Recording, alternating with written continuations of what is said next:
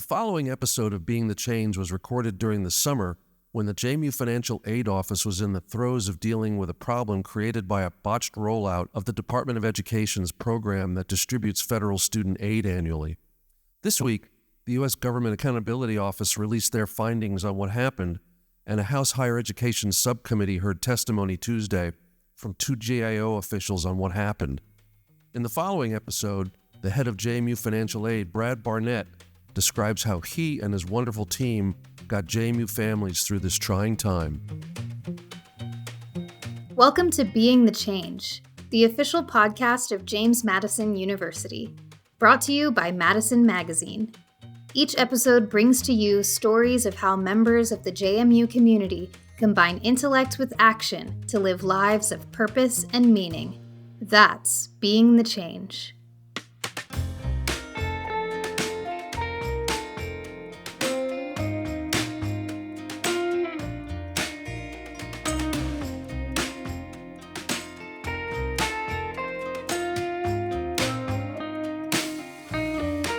What's up, JMU? Andy Perrine here. Welcome to Being the Change, the official podcast of James Madison University, brought to you by Madison Magazine. We're here this morning with Brad Barnett. He runs our financial aid office at JMU, and he's also somewhat of a celebrity in the world of financial aid and higher ed.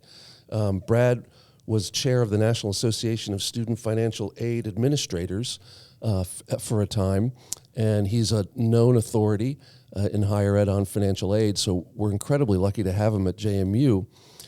But you may be aware that there was a problem this year with the federal program that establishes financial aid for students. And Brad was quoted all over the national media when the media were covering this issue. And I'm going to start with Brad explaining to us what the FAFSA is, and then we'll get into the problem with it this year. So welcome, Brad. What is the FAFSA? Well, it's great to be here, Andy, and I like how you said problem, because it's a bit of an understatement, which we'll get into. But the FAFSA is the free application for federal student aid. It's the primary application that every student needs to fill out if they want federal aid, state aid, and at a lot of institutions, they use it for their institutional aid as well. So it's a big deal. Without it, a lot of students can't get financial aid. And so what happened this year with the rollout of the new form? Yeah, it's been bumpy at best. In short, Congress passed a couple of pieces of legislation, one in 2019, one in 2020, that required the Department of Education to trash a FAFSA that's been around for decades, kind of held together with duct tape, kind of old COBOL programming, and it wasn't very effective. So this FAFSA Simplification Act was the primary act, and they said, Department of Ed, trash it, rebuild a brand new one. And while you're doing that, let's change all the underlying methodology that comes out of that FAFSA, and let's go ahead and create new methodology and new math. So Congress gave Department of Ed this directive, and politely saying the Department of Ed did not follow through in a very efficient manner. So when the FAFSA came out, it was broken. And it's still broken in many ways. So schools all over the country were trying to help students and parents try to figure out how to get through it. And we're doing it with a broken application and a much more condensed timetable than we've ever had before for processing. And this not only affects incoming first-year students, but continuing students have to reapply every year so that they get the right aid. Am I right? It does, yeah. If you look back at the data, there's roughly 17 to 18 million students a year who fill out that FAFSA form to get financial aid. And right now we're sitting at around 11 or 11 and a half who've actually gotten through the process. Wow. So in a time when there are less students going to higher ed, this could really impact enrollment at a lot of schools. Yeah, there's a concern nationwide that we could see kind of a lost class of students, specifically your low income, first generation, never been through the process, and this application has just been stumbling block after stumbling block. So some of them are just giving up. I mean, all the data shows that FAFSA filing numbers are down, and they're down significantly for that population. So we are concerned. The future, with that said, I don't want to paint a horrible picture, because when it does work, it's amazing, and it takes people 10 to 15 minutes to fill it out, and it's super easy and it's super fast, and that's the design. So I'm confident that in the next couple of years, we're going to have a great application that's a lot better, but implementation has just not been fun. Well, now we've talked about the system and the problem. One of the things that I think anybody who's been through the process of receiving financial aid here at JMU knows that you run a shop that really cares about the people and really aims at getting them through, getting them to understand what they can afford long before they have to register, which is kind of a freak out. So describe for me how you and your team have been helping students get through this. Yeah, you put it great, Andy. I mean, the staff in our office are just top notch. I couldn't imagine going through this with another group of people. So we've been strategizing ever since the beginning of what are the pressure points, what are the pain points, how can we help students, and it's been a lot of communication.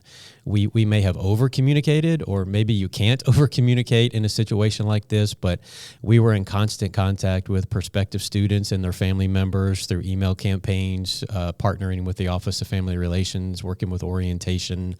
With our current students, it's text messaging, it's emails. We have a whole website developed to this. So we've been trying to reach out and communicate as much as we can to encourage people to stick with the process and move through. One of the big challenges that we've had is when the Department of Education opened this FAFSA, they didn't open the correction process, which is very abnormal. Usually, if someone files a FAFSA and a correction needs to be made, you can immediately do it. Well, that correction process didn't work. There were millions of FAFSAs that were just piling up, and nobody could do anything to fix anything. Wow. And then when it finally did open up, it didn't open up for schools. Only students could go in and make corrections. And when was this? About 3.5 months after it was supposed, or 4.5 months after it was supposed to open up. So corrections for students opened up on April 15th. Oh my goodness. So people are having to make decisions up May 1st. They're having to make decisions on May 1st, and many of them had broken FAFSAs that had data on it that had to go in and be fixed or updates.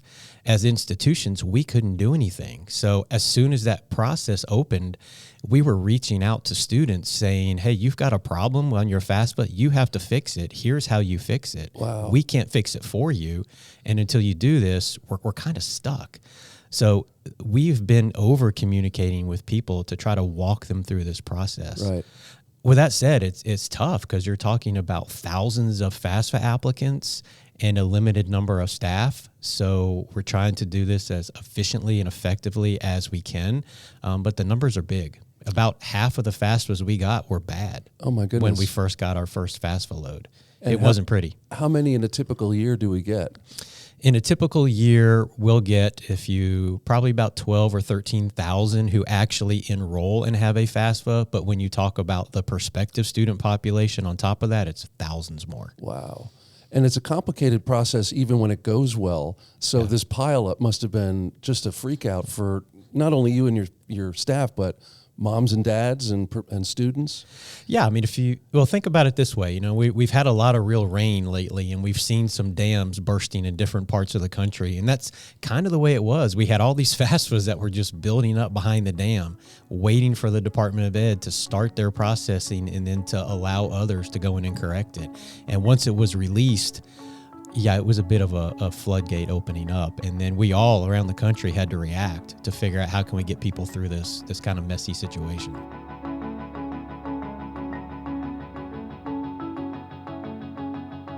Describe for us a scenario where you're counseling a student or their family. What are some of the things that you tell them, and what are some of the resources you could provide for them to get through this? Yeah, this has been, one of those years of, you've probably heard the term hurry up and wait, where we all want something to happen right now, but we kind of need to wait. Right. That's been a lot of the counseling and guidance we've had to give. One example I can give you right now is I'm working with a dad who's a firefighter and his wife's a teacher. So these are our civil servants at their core. And their FAFSA has some extra income on it from when he took some extra work during COVID in the year 2022, which is the tax year that's used on the FAFSA. So he had a little inflation in his income because he was doing some extra work during COVID to help people during a very rough time. Right. That extra work kicked them out of grant range. And we have the ability in our office sometimes to go in and remove that to help them get back into grant range. I can't do anything right now. Because I don't have the ability to do that. So they're stressing a little bit about, will my son be able to afford to go to JMU and get grant money, or will he not be able to? So it's this, just please be patient. We understand. I can't run simulations. I can't do any of that right now because the system just won't let us do it. But I know who you are. We're going to stay in touch. And then as soon as we can, we're going to go in and run numbers, and we're going to do what we can to try to get grant dollars for you. There's a lot of those people out there. Here's a guy that went above and beyond during the pandemic. Yeah. And now he's paying the price. Yes. Because it looks like he makes more money in a typical year than he does. Right. And in a normal year, I could have that conversation and have an answer for him in January. And we're sitting in the end of June, 1st of July. Wow. And we still can't give an answer. And so his son is going to have to register soon for classes. Yeah. And he doesn't know what he can afford. Correct. Oh, my goodness. Yeah. So it's a lot of counseling and a lot of hand-holding at this point in time. You know, you really hope that we're building trust with the students and parents who call us, and that they'll have confidence that we have their back. That's part of the communication strategy, was to let them know that we are aware. We do know what's going on. We do have strategies in place to try to help, but we can't push the machine any faster than what it is, because we're waiting on the Department of Education in most cases to do something on their end to allow schools to be able to do something on our end. We'll be right back. If your graduation year ends in a 4 or a 9, you are celebrating a milestone reunion this year. Come back to campus October 25th through 27th to celebrate. There's a special reunion reception on Friday night, exclusively for alums celebrating a milestone. To get more info and register, visit jmu.edu/alumni.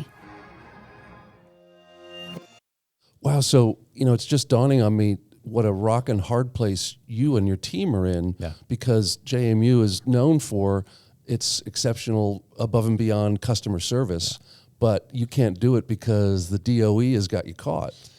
Pretty much, yeah. So the staff are just using their counseling skills to try to help those students and parents who we can reach out to help them go through the process of making their own correction. Then we're reaching out to them, because in some cases they can fix it. They just don't know how to fix it. So we are taking the initiative to try to reach out to those. But there are a population of students who can't fix it on their own. We literally have to do something. But our folks are working day and evening, weekends. I was at home yesterday. We're recording this on a Monday, and on a Sunday afternoon, I'm emailing with staff in the office because they're trying to email with parents and help them over the weekend, because the parents are just starting to feel the stress, much more so than the students in some cases, because mom and dad typically are the ones who are handling the bill. So we're just reassuring them. It's a lot of reassurance going on right now. So your team are counselors as much as they are financial aid folks right now. Very much so. Yeah, very much so. Well, what are you hearing about this situation at other schools? Because you're dialed into the national scene, it must be happening just about everywhere. It's not just a JMU problem. No, this is happening at schools all across the country. And I think that's one of the things that have helped parents and students to be so understanding, is we're not alone. And I have seen some parents who have posted things like on Facebook and other messages that our office is doing a great job, and we've been handed a challenging situation, and that we're doing better than some other schools when parents were looking at comparing us to other institutions. Mm-hmm. There are some schools that just don't have the resources. Mm-hmm. We are fortunate that we have a great staff, a full staff, an experienced staff who we could kick in and we could help people when we needed to. We were way out ahead of other schools in doing some of the modeling we did to try to find aid dollars for students who we knew would be negatively impacted by this. There were other schools who just simply didn't have the resources or the people to do it. So there's some real struggles out there. Well, and I think I've read also that schools that are very well endowed and have a lot of private financial aid that's been given by donors are just throwing money at the problem and getting kids through the gap. There are. Talk to us about the importance of scholarships, and there's a lot of alumni listening to this, and that kind of helps you when in a situation like this. It helps tremendously, yeah. I mean, to your point, there are some schools who have some pretty significant and sizable endowments, and some of those schools, they guarantee they'll fund 100% of financial need anyway, so they can just go ahead and admit the students and give them an aid package, and then on the back end, it's kind of a shell game. They can just move money around, but in the end, the student's going to be fully funded. Those institutions are few and far between that can fully fund need. For an institution like us, the more scholarship dollars we can award up front, then that decreases the need to rely on the other forms of financial aid, which does create a sort of sense of peace of mind. Right. For those students who are coming in with like a Madison Excellence Award or a Madison Recognition Award or those things, there's a little sense of, okay, I know at least I've got that. And then we can figure out the other stuff later. So scholarships are a huge portion of what we're doing right now. And has that helped in this gap this year? Tremendously. Tell us, how often have you been able to help students with private dollars that were really expecting to rely on federal?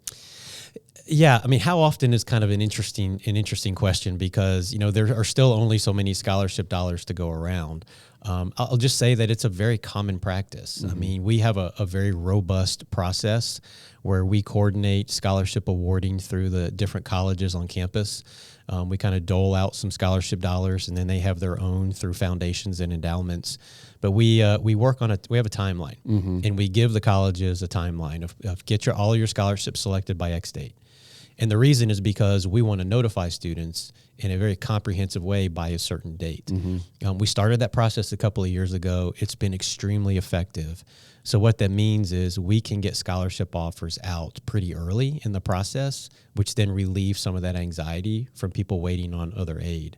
And it's a campus-wide coordinated event. It's not just our office. We may spearhead the process, but our partners in admissions, our partners in the academic colleges are all a big part of this, on getting the dollars out, hitting the timetable, and allowing us to communicate with students as early as we can. And for kids or for students and families that are sending a first-generation student to college, this has got to be just bewilderingly complicated.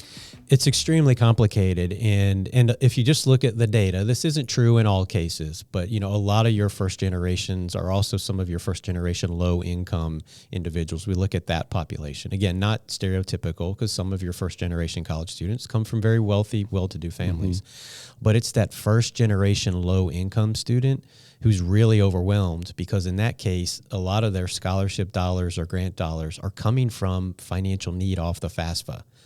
That's been the population that has probably suffered the most, because without an accurate FAFSA, we can't give them an answer. So we've gone through talking to them, counseling with them, trying to get them through having an accurate FAFSA on file, so when we can start that awarding process, we're ready to go. But it has been extremely overwhelming for that population. Well, there's a term that has been used in higher ed that first-generation students have to face the hidden curriculum. Yeah. And it's not just English, it's not science, it's not mathematics, it's just figuring out how to get through the process. And that hidden curriculum is probably even tougher. It is tougher. It's funny, and you and I have talked in the past, Andy, and you know some about my story. I was that student. Now this was decades ago, right? But I still even remember, coming from a childhood where I lived in a tent and I was as poor could be and had to go to college, and college was my way out. I could navigate that process by myself, and I did. I walked into the financial aid office and navigated everything and walked out the door. Today, it's actually more complicated. It's not that simple. Well, and it's probably comforting for folks to know your story, given that you were first generation and you came from just about nothing. And that's the person who's running our financial aid office at JMU. So there's some real empathy that you bring to these interactions. Well, and I appreciate that. It's been a journey, and it's certainly something that I carry with me, and those memories and that experience is part of what kind of spurs me to keep moving on. Although I do have one kind of correction to make. I'm technically not first generation. With all the mess that happened with my family and a death of a parent, my mom also decided she was going to go back to school. So my mom and I ended up going to school together. So I'm technically same generation. I'm like a whole nother category. Right. I'm not technically first, but I'm same generation. That's what I call it. You're a unicorn, Brad. I'm a unicorn. There you go. I've been called worse. Well, Brad Barnett, head of JMU Financial Aid, it's been a pleasure chatting with you, and we're so thankful that you're at the helm of this operation that means so much to students and their families. Well, I appreciate the opportunity to share this. And as I said, it is a team effort. You know, it's the people we have are absolutely amazing. And I'm grateful every day to come to work and to see them smiling and doing what they do. That's great. Well, JMU, if you have any ideas for this podcast in the future, reach out to us at beingthechange@jmu.edu, and we'll see you next episode. Thanks for listening. Tune in next time to hear another story of how members of the James Madison University community are being the change. Dive deeper and consume countless other stories at jmu.edu/Madison Magazine. Go Dukes! The Being the Change podcast was conceived by Jim Heffernan, editor of Madison Magazine, and me, Andy Perrine, head of JMU Marketing.